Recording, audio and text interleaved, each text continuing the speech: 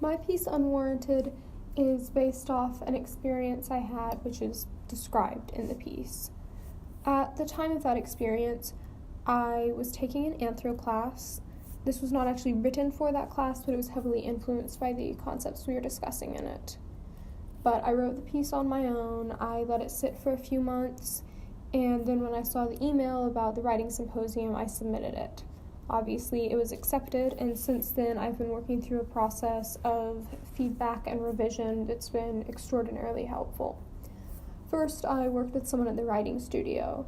He talked with me about ways to incorporate dialogue and my internal thoughts and methods to show instead of tell in terms of description and setting.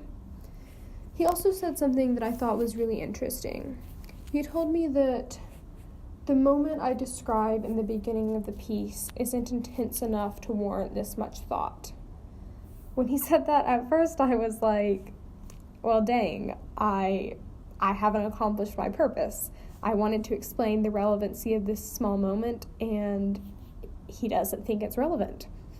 But as I thought about his comment further, I realized it makes my piece all the more relevant. The fact that people can still read this and say, that people can still hear comments like that and say that's not that big of a deal shows how important it is that we're still discussing this. So after I worked with him, I also worked with my English professor. We talked about a lot of similar concepts. In terms of showing instead of telling, there was a lot of stuff at the beginning that we really worked with. When I'm experiencing fear after the cat call, I originally had written about being tense and walking faster, and now I've revised that to instead talk about the night darkening more quickly and the cars being anxious to get home.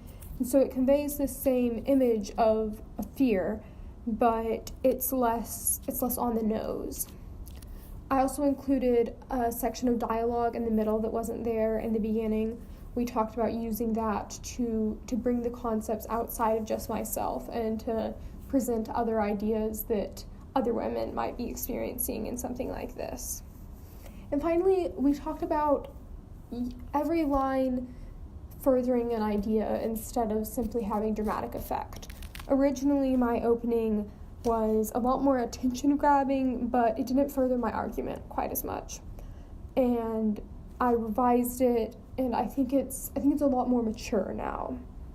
So while writing this, I've had a lot of realizations.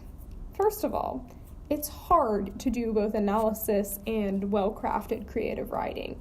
The nature of analysis is to explain everything in clear detail, and the nature of creative writing is to build an image in which the reader can understand the details for themselves. And so to mesh the two has been a challenge, to say the least.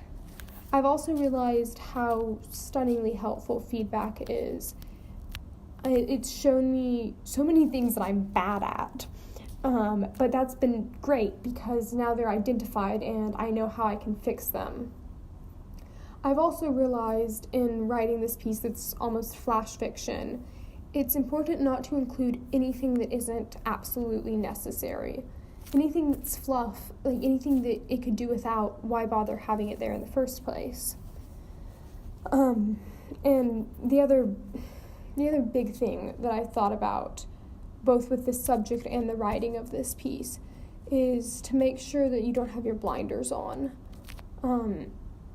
There's a lot going on in the world, and no one can see all of it clearly, but I think my biggest takeaway from this process, both with this piece and my other one, is to go about life looking at things as honestly as I can, as unburdened as possible by what I want to see, and to write that, and then to get feedback and edit and get more feedback and do more editing and continue on in that never-ending cycle.